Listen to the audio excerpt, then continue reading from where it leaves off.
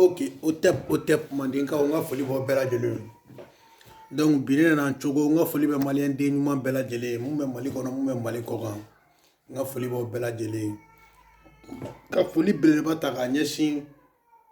anga video kela sengen bali nyina bali munu ko mali. Munu ko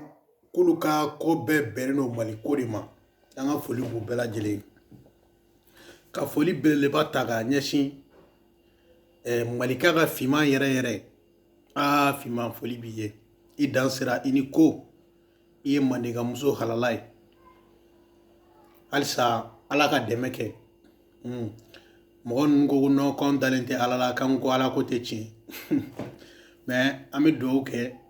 an bɛ dugawu ɲini halisa ala ka dɛmɛ kɛ an bɛɛ lajɛlen ye et puis halisa ala ka tiɲɛ bange LCHM Siku big respect colonel i dan sɔgɔ foli b'i ye mandeka den halala malika fitini big respect RS 24 foli b'i ye e mun sigilen don sympathisant mɔgɔw bɛlɛkili kan sosokan bɛlɛkili RS 24 de kɛr'o ye n'i y'a gosi kara n'i y'a to yen kara donc 24 a sama ka taga n'u ye kana hin'u la dɛ an b'i nɔfɛ dɔrɔn an ka taa dɔrɔn dɔɔni don n'an bɛ taa an bɛ se n'an bɛ taa sira bɛ jɛ ka taa fɛ quoi. Ok, donc bon nga ni video yɛrɛ a sigi kunba ye Darani Kunjan de ye Darani Batar Dani Kunjan Dani Batar quoi a tɔgɔ de y'o ye sa a tɔgɔ ko Darani Kunjan de Dani Batar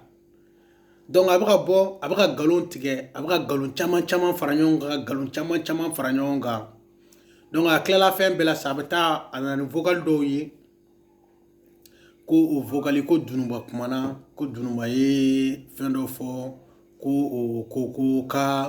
kuranɛ ko mɔgɔw b'u kalen kuranɛ na ko kuranɛ tɛ foyi kɛ mɔgɔ la bon Darani Kunjan Darani Batar ni kuranɛ ko kuma ye i bɛ ka mun fɔ nin ye i b'a dɔn malika famille ye famille dɔ de ye malika le lynx don min na le lynx bɛ na don mun na a ko an ma de ko ale faso de ka bɔ a bolo ni diinɛ ye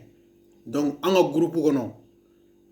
fɛn bɛɛ bɛ fɔ yen nɔ fo ka faso de lajabu fo ka faso de dɔgɔya faso bonyakanw de bɛ fɔ yen faso dɛmɛkanw de bɛ fɔ yen donc ni mɔgɔ dɔ nana ka na a ka hakilina fɔ parce que siya bɛɛ bɛ yen bolisɔnna bɛ yen kamitiw bɛ yen silamɛw bɛ yen nɔ hali Mayi Watara ka mɔgɔw bɛ yen donc tu vois tout le monde est là mais e Darani Batar yanni k'a fɔ k'i bɛ Dununbagaw vocal la jouer mun y'a to o kuma nana pourquoi o kuma in nana mais Darani Batar i m'o joué dɛ e ye den Batar de ye quoi kumasulu den filɛ nin ye bani donc y a pas de problème malika ko diinɛ de ka boni ko faso de ka boni fɛn bɛɛ ye donc an bɛ malika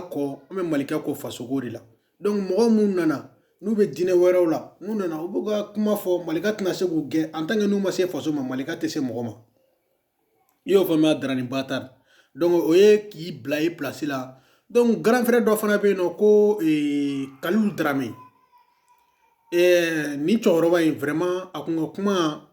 a bɛ ne don kosɛbɛ kuma caman n'a kumana vraiment ne fari bɛ foni n bɛ faamuyaliba sɔrɔ a ka kumaw la mais ni tile filanan na a bɛ ka video dɔw kɛ video 3 ɲɔgɔn na a y'a kɛ ka tugu ɲɔgɔn na vraiment cɛkɔrɔba in y'a ka sansi bɛɛ perdu a ko k'ale bɛ fɛ ka kɛ CDR président de donc o nɔfɛ a bɔra siɲɛ fɔlɔ la ko k'ale t'a kalama ni le lynx ye kafiri ni le lynx tɛ kafiri mais après cɛkɔrɔba tilala ka bɔ tuguni ko non ko lynx k'u nana ka na lynx ka vocal dɔw yira ale la ko mais ko lynx ye kafiri mais le vieux e ko k'e tun bɛ malika famille internationale kɔnɔ telegram sanfɛ depuis 2017 e ma se ka bɔ o kalama fo o donna na ka na vocal minnu d'e ma o vocal ninnu de y'a to e bɔra o kalama et puis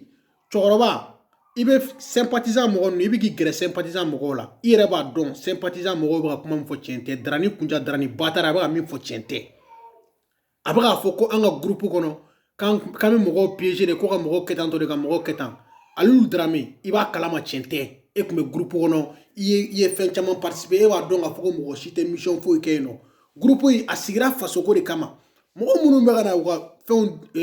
u ka dossier di lynx ma mɔgɔ minnu victime de bɛ ka na u ka dossier di lynx ma hali arasa yɛrɛ filɛ nin ye arasa bɛ ka bɔ ni dossier caman ye bi mɔgɔ minnu kɛra victime ye olu de taara ka taa se arasa ma ka t'u ka dossier d'a ma c'est pas que arasa yɛrɛ de taara ka taga au dossier ou ɲininkali kɛ ou bien ka taa mɔgɔw piéger pour que ka dossier sɔrɔ. Non, mais c'est pas ça.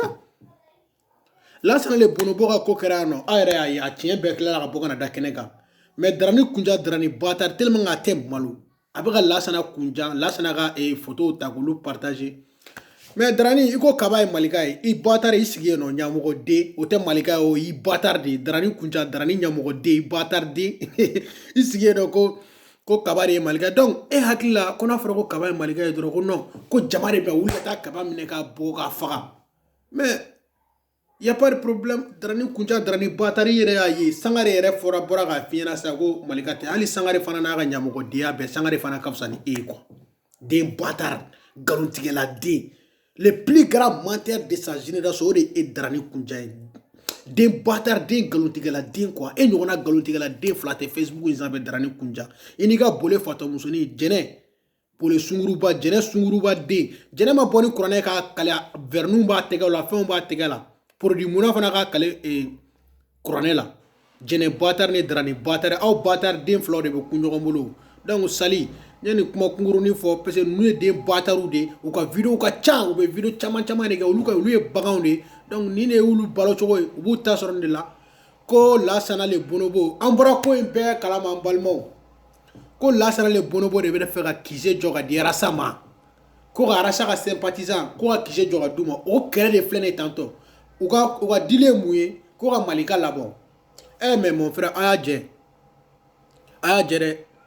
Malika bɔ kuma ma se mun ni Malika bɔdon sera don min na a bɛ bɔ Darani Batar i pɛlɛ i ka nkalontigɛ denya kan u fara ɲɔgɔn kan dɛ n'i y'a fara ɲɔgɔn kan ka na n'a ye an bɛ tila k'a woloma k'a bɔ k'a to i ɲɛkɔrɔ ɲamaden dangaden den Batar Darani Kunja Darani Batar Darani Kunja Darani Batar donc ne b'aw bila o tɛp